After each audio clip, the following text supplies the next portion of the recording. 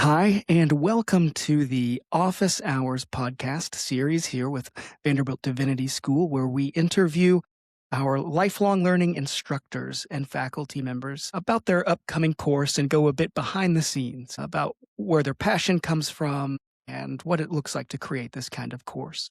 Today, we are joined by Dr. Joerg Rieger, who is the Distinguished Professor of Theology, the Cal Turner Chancellor's Chair in Wesleyan Studies, and the director of the Wendland Cook Program in Religion and Justice. Joerg, welcome. Thanks for having me, Nathan. Looking forward to this. Wonderful. Joerg has a new course coming up called Jesus versus Caesar for people tired of serving the wrong God. In fact, it launches today. This is Friday, March 27th. Before we get into the course, I like to begin this series by asking a very specific question. Without using your title or the word professor, tell us what you do. To think me about that for a moment there. What is it that I'm doing, right? The truth is I do a lot of writing research. Probably, most of my time is spent on reading and writing. I publish about a book every couple of years and, dozen articles a year. So that takes a lot of my time, but it's really tied to the rest that I do, namely teaching and giving presentations, because I feel like if my research is cutting edge, maybe I have something to say that's of interest to people.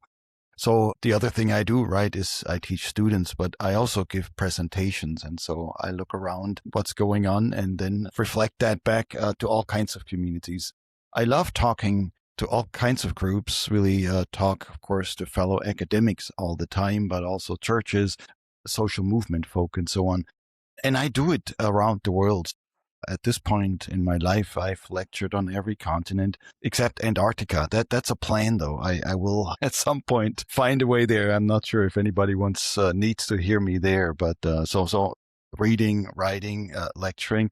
But I also try to stay connected with real life, so it's not just sort of out on the clouds somewhere, but I'm interested in what's happening at the grassroots, what's going on in churches, what's happening in social movements. And this is why we have the Wendland Cook Program in Religion and Justice. It helps us to stay connected. So in a nutshell, I guess this is what I do. And it takes a lot of time. I don't have an 8-hour workday. I usually work a lot more. Yeah, well, thank you for that. And I think you have such an interesting position given your work both in academia and as director of the Wendland Cook Program, where you're really on the ground. Is that what I'm understanding about your work with Wendland Cook? Yes. So part of the task here, Wendland Cook is sort of a link between the academy and a lot of other things. Certainly between academy and church. We work a lot with churches. We have these solidarity circles. We've ran about 300 churches through that. So if anybody's interested, check out the Wendland Cook Program, religionandjustice.org. One word, religion and justice. So we connect with churches, but we also connect with social movements. We connect with the labor movement, the cooperative movement. There's all kinds of things that are happening in our days, protest movements more broadly conceived, and we're usually in touch. So that's the popular education side. We connect, we feed back into it. And then we have an academic side where this kind of work then also feeds back into research, feeds back into academic books and articles and presentations. But ecology and the economy are the two focal points, always intersectionally. So this is it's not aloof of questions of race, gender, and so on. But by putting this together, we really are part of the relevant movements too. And that's exciting because there's a lot happening. And sometimes the church misses what's happening outside of its own walls.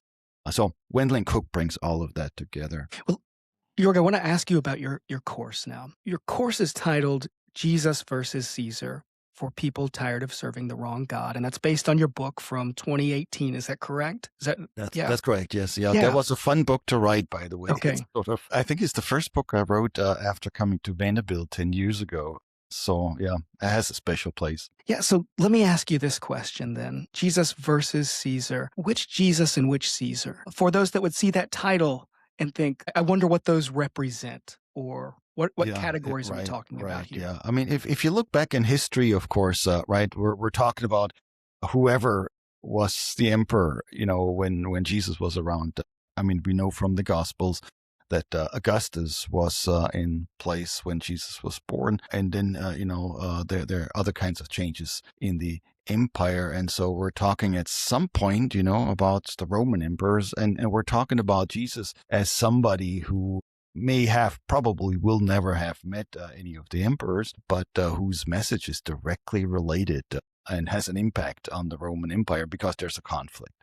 I mean, there's one way to look at this, and this is what I oftentimes find, in conservative Christian circles. Right now, of course, this is what Christian nationalism is talking about. It's basically, talking about how, Jesus is an extension of empires, an extension of the Roman Empire. And of course, that's an old argument, that Jesus and early Christianity somehow benefited from empire, fit back into it. But I'm saying that's actually the opposite. So Jesus is providing not only protest. That's one thing that people often think Jesus is protesting, speaking truth to power, but also alternative. So it's not just speaking truth to power, but also building alternative power. That's a big difference, right? And so when you think about this, you have this historically, the Jesus movement here is not just a little religious sect that doesn't care about the world, but it provides alternative ways of life that are different from the imperial ways of life. So that's looking backwards. But I'm a theologian, so I'm always asking the question, what's happening now? And I think in our own time, it's pretty obvious that there are people that want to be the Caesars of our own time. And that's yet another problem, right? Of course, we look at politics here, and we have some issues in the United States there, but you can also look at corporations, how are big business being run, right? There are all kinds of emperors that want top-down control, that want to be all-powerful, as it were. And then there's Jesus, who's different. Now, I often ask my students the question, what is Jesus doing now? This is different from WWJD, right? What would Jesus do, somewhere sitting on a throne in heaven? But we want to know, if Jesus is risen, if there's something that's at the foundation of Christianity, what's that reality doing? And probably a lot more helpful to think about Jesus walking the streets of our towns rather than hanging around the boardrooms all the time. And that goes for churches too, right? A lot of churches have this fantasy, or at least in the US had the fantasy, that we're somehow part of the dominant status quo. And that's not necessarily the case anymore. And it's probably not the way it's supposed to be either. So that's the tension between Jesus and Caesar, that you have two very different ways of life. And of course, theologically, you can say you have two very different theologies, because there's the theology of Caesar that always looks up to this guy, that worships dominant power, that worships control, practically has all these leadership strategies. And then there's a theology of Jesus that provides some real alternatives. There's still power, but it's a different power. It's people power rather than top-down power. It's, a different sort of relationship. So that's what I'm exploring in the book and also in the course. And I think this is what's going to be helpful for the churches, because we really need to think about what are we all about, because the subtitle, worshiping the wrong God, for people tired of worshiping the wrong God, that's what we're talking about. Too often, people of faith, Christians especially, are sucked into a worship of the wrong God, often without even knowing it. Joerg, one of the things that I love about lifelong learning and continuing education is that it allows you to have conversations with folks beyond the walls of this school, right? And one question that I have for you is, as you talk about this, obviously very relevant and I would say nuanced understanding of Jesus and empire and Caesar, what do you hope to see from your students who engage in this course or engage in this conversation with you? Well, one thing I'm finding, and this is not just in the US, this is really so many places I go, is that people are leaving the church. People are getting tired of the church, not because they've lost faith or interest in Jesus or the alternatives, but they don't expect much from the church anymore. And I think some of that is actually part of our reality, because the churches, either they've become narcissistic, just looking at themselves, or, if there's outreach, it's oftentimes outreach in terms of your narcissism, basically trying to imprint your image on other people. And so there is an empire theology here, in other words, that's either self-serving, at best, it's dangerous. At worst, it's irrelevant, or vice versa, right? There's something wrong here. And so what I want people taking this course to figure out is we do have some options. We have other ways of life. There's other ways to be the church.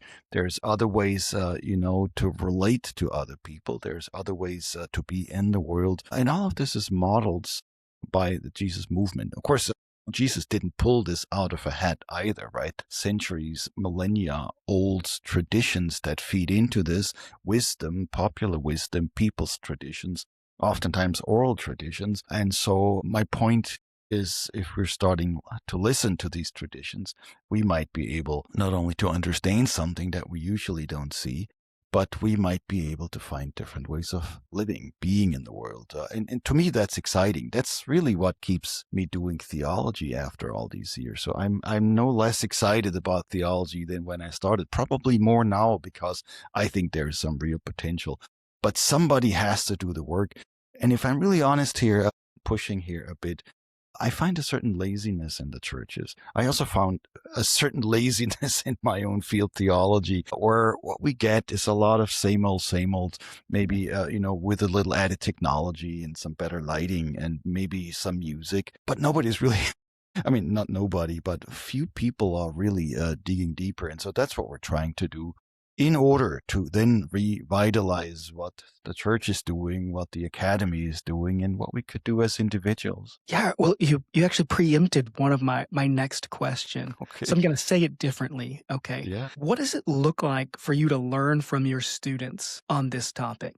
And by students, I mean, again, because you're working in the community as well. So I don't just mean Master of Divinity students or PhD students. I mean the students that come to your workshops from the community as well. What does it look like for you to learn from their voices or their experiences? So learning is always crucial. I mean, this is, of course, if you write a lot, like I do, you read a lot, it's always a matter of being engaged and paying attention. But it's not just books, it's really people. And so for me, being out there, I mean, the classroom is one place where I learn. I mean, talking about the Vanderbilt Divinity Classroom. And we had some generations of students, and we have a current one now that's really asking great questions. But what makes these questions great is that these questions are asked under real duress. I mean, that may be unfortunate, but that's life, right? The best questions come out of places where people are under pressure. And so, the current generation that's under so much pressure, whether this is finding a job or just funding their studies or making ends meet, or thinking about what can I do in the future? How can I make a contribution? These are all places that raise good questions. And for me to pay attention to that is really priceless, because, I sit in an endowed chair, I have all kinds of privilege.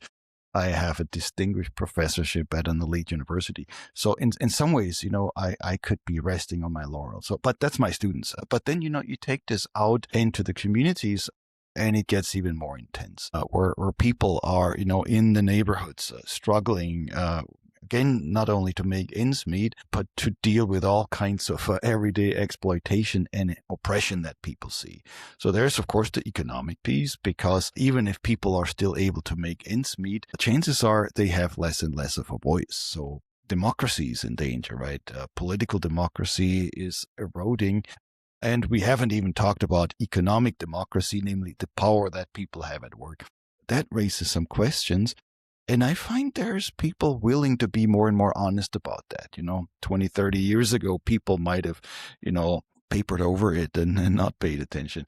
But now people are paying attention to this. And that, of course, includes questions of, racism, sexism, heterosexism, ethnocentrism, nationalism, all these things. These are the struggles. These are the places out of which people are now raising questions. So what we're seeing, all the tensions around us, and this is a difficult time. I mean, if people haven't realized it, I think most people now are waking up to something not being right. So this is where I'm learning, paying attention to what's going on, and then always digging deeper. So In community organizing, there's a practice called door knocking. So you go around in your community, you knock on doors, you ask people what's making you angry. So anger here is a good thing. It's not a bad thing. You want to know what's making you angry. But then I raised the question, and what are the real causes of it? You might go door knocking and the neighborhood tells you there are too many potholes in our roads, and you try to fix that.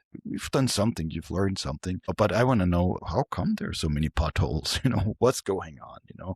How come, this racism is never ending? How come people have trouble ends meet, even though they probably work more than they ever have a day, a week, hourly, so that's where the work really has to be done. In the Wendland Cook program, we talk about these 3 steps: analyze, educate, organize. So analyzing is part of that, listening, but then education too, because you have to, sometimes we say, educate your anger, right? So don't just be angry at something, but figure out what's going on. So that's the learning process that's behind it. And I've heard many things before, so it's not like a first time I'm waking up here. I'm always learning something. Now, Jorg, we're having this conversation at an interesting time with Holy Week coming up. And my question to you here is, for those of us that participate in Holy Week, what does the Easter story have to say to empire? Yeah, this is a really important question.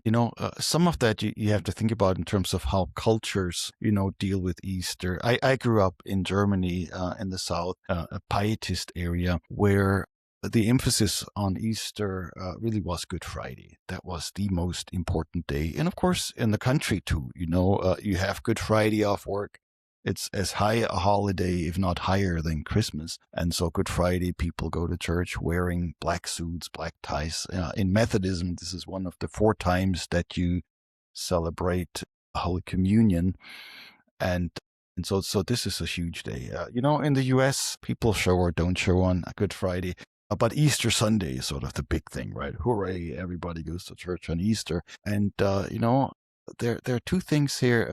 In this European German setting I was talking about, there's a certain, it's almost defeatism, This is all about sacrifice. Somebody has to die so I can go to heaven. In the US, it's more like triumphalism, where, people go to church, hooray, we won, sort of at the end of the football game, my team won, but we don't care how it happened. And so you have sort of a bit of a schizophrenic situation here. Where people don't really know how to put Good Friday and Easter together, let me put it this way. But that's the Jesus versus Caesar story, right? Where Jesus ends up victorious. The resurrection is something that changes the world. But this doesn't happen triumphalistically. This doesn't happen by sending in the military. It doesn't happen by sending in the bombers flying overhead. But it happens through hard work, struggle, suffering, and even death. So power is built differently. That's the Easter story, right? The one who is resurrected is the one who was crucified. And of course, why was Jesus crucified in the first place, right? Some people think, well, somehow God needed a scapegoat, and then God killed Jesus. Well, that is, of course, a heresy, right? So you can't really believe that. But then what happened, right? What killed Jesus was an empire that did not want alternatives, that did not want critique, that did not want resistance. So it was really, people ending up on the cross weren't just sort of bad people that had done bad things, but those were people that were politically dangerous to the causes of the empire. And of course, that's never just politics. That's also big money. And as we know from the stories, religion was involved in it too. So what ultimately killed Jesus was dominant religion plus dominant politics, all funded by big money. So that's a pretty interesting story, reminding us a little bit of what we're seeing today, this marriage of dominant power, dominant money, and dominant politics, doing all kinds of things that are ultimately not beneficial to the majority of humanity. So the Easter story now is about an alternative movement that at first doesn't move in an easy way.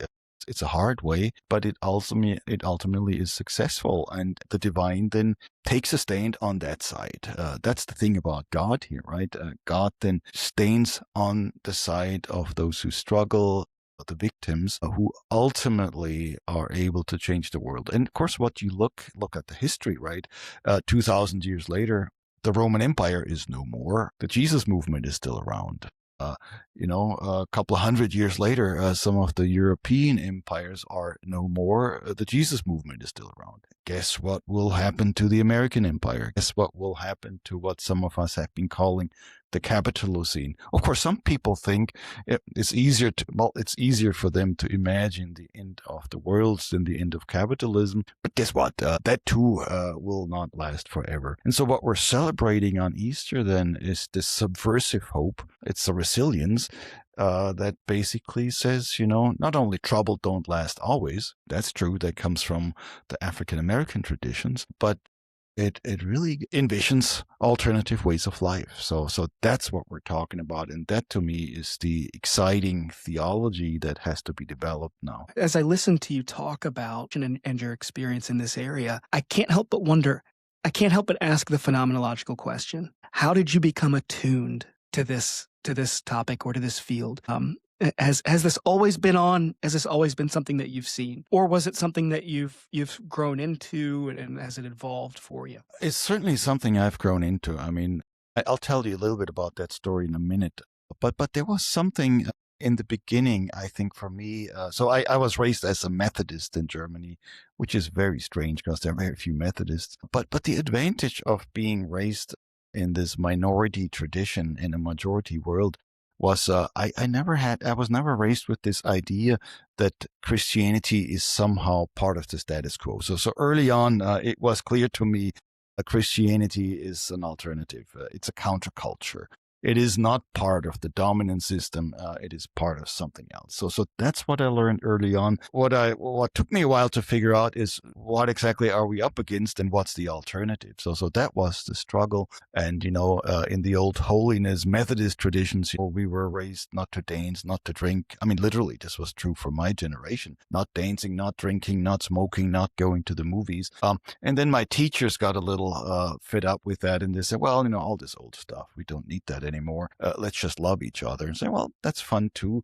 But that lost a bit of the edge. And so in my own work, what I've done is I've reclaimed the question of what are we up against. The problem is not dancing and going to the movies, I would say. But the problem is going along with the status quo in such a way that it shapes us all the way to the core. A couple of years earlier, let me mention a project that was really crucial for me. A book titled Christ and Empire. So the current one is Jesus versus Caesar. This is the basis of the course. The earlier one, another one, was titled Christ and Empire, from Paul to Post-Colonial Times. And I looked at the story of how Christians think about Christ for 2,000 years. So there are 7 chapters going through 2,000 years, starting with the Apostle Paul. And what I realized was that empires shaped Christianity for 2,000 years all the way to the core. Of course, my definition of empire at the time was a conglomerate of power that wants to shape everything. So empire is not just about politics and economics. It's also about culture. And it certainly is about religion and theology. So all of a sudden, without perhaps knowing it, your Jesus looks like the emperor, and God anyways, right? All sitting on a throne and all that stuff. And you basically forget who Jesus was and what all this thing was going on there. And so in this book, I basically reshuffled. This was published 2007 and then translated into various languages. I basically revisited my whole theological education to that point, starting with Paul, where, the Paul that I had been taught was sort of a very, otherworldly figure, all about religion and all about, certain traditions and so on. And I realized that actually Paul was a radical. Paul was pushing back against Caesar too, against the empire.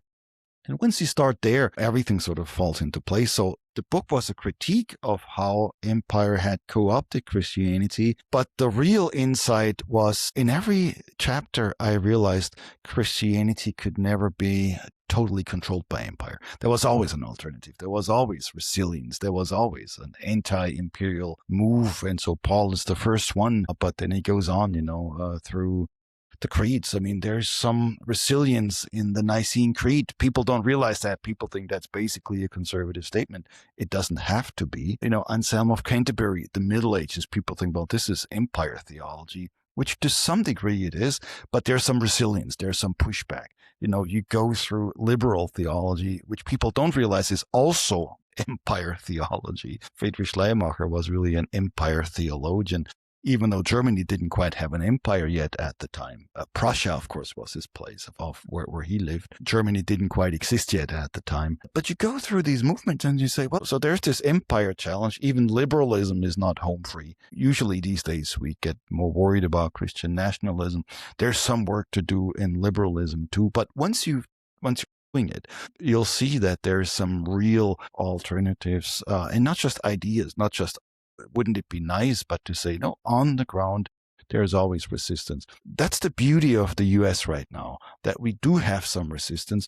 Unfortunately, it doesn't really make it into the news all the time. So if you read the New York Times, you get more of the other stuff than the resistance stuff.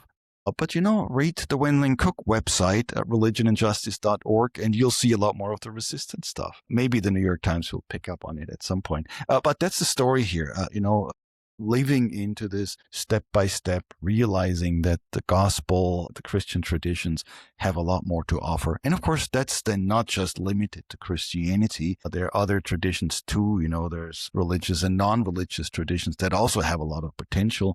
But we start with Christianity because this is where our job lies. And this is, of course, at present where so many of the problems are also located. Yeah.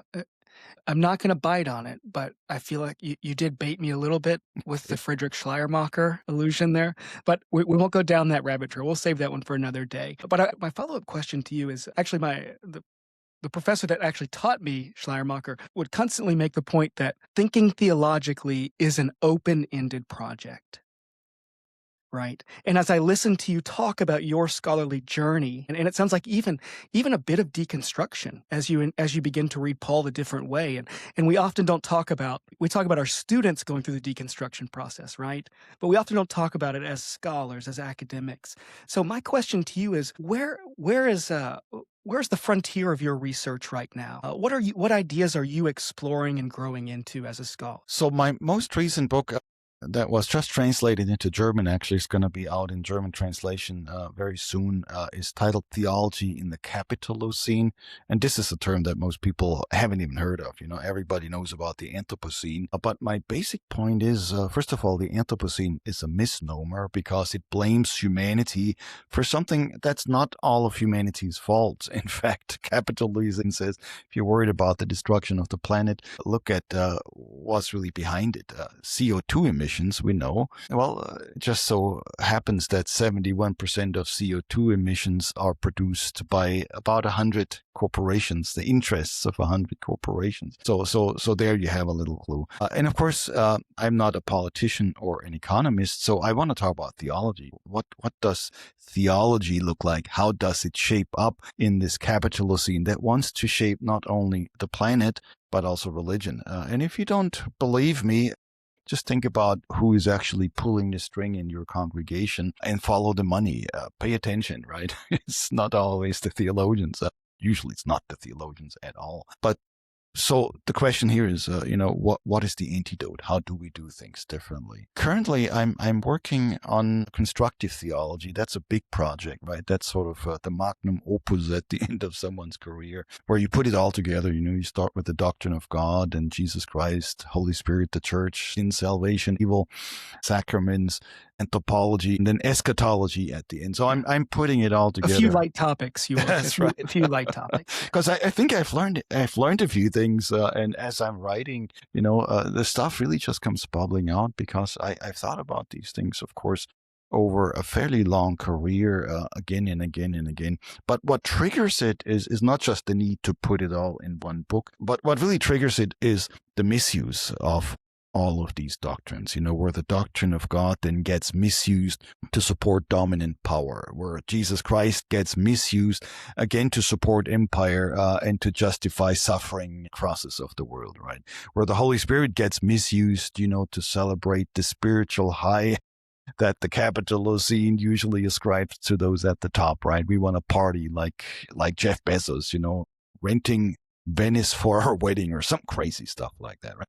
That triggers it. And then, of course, understandings of the church as too narrow, too self-centered, So it talks about questions like rethinking God, rethinking power, rethinking solidarity.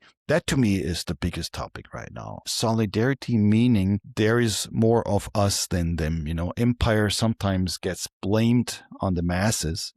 Fascism gets blamed on some populism, but there's usually the few that have not only the money but also the power that pull the strings and that play these games. And so solidarity here means to make people realize that their real interests are really with all the others, with the planet, with people, rather than with some dominant ideas or some dominant systems. And so the beauty here is, I call this deep solidarity. We're now developing a solidarity that ties us all together without having to turn us all into the same. So sameness here is not a precondition for deep solidarity. It's the false solidarity that wants to have sameness. Deep solidarity can actually work with diversity. Diversity makes it stronger, by the way. Those are all paradoxes we could talk about for a long time. But that's the fascinating thing, of the people of God too, that we can build something, not just celebrating diversity. That's a little lazy as far as I'm concerned. But really putting diversity to work for liberation. That's the exciting thing. So that's what I'm after, and it'll come out probably. I think I have another year to finish this, but look for it at some point, not too long into the future. Well, Joerg, thank you for that, and I want to say thanks for joining us today, folks. We've got a lifelong learning course that you can enroll in, Jesus versus Caesar, for people tired of serving the wrong God. And check out Winland Cook, the Winland Cook program, and be on the lookout for some upcoming programming here between lifelong learning and Winland Cook. Dr. Rieger, thank you for being here with us. Dr. Koss, thank you also. I appreciate the work that you're doing. There's some exciting stuff happening at Vanderbilt, and glad to make a contribution to it. And thanks for picking it up. Yeah, absolutely.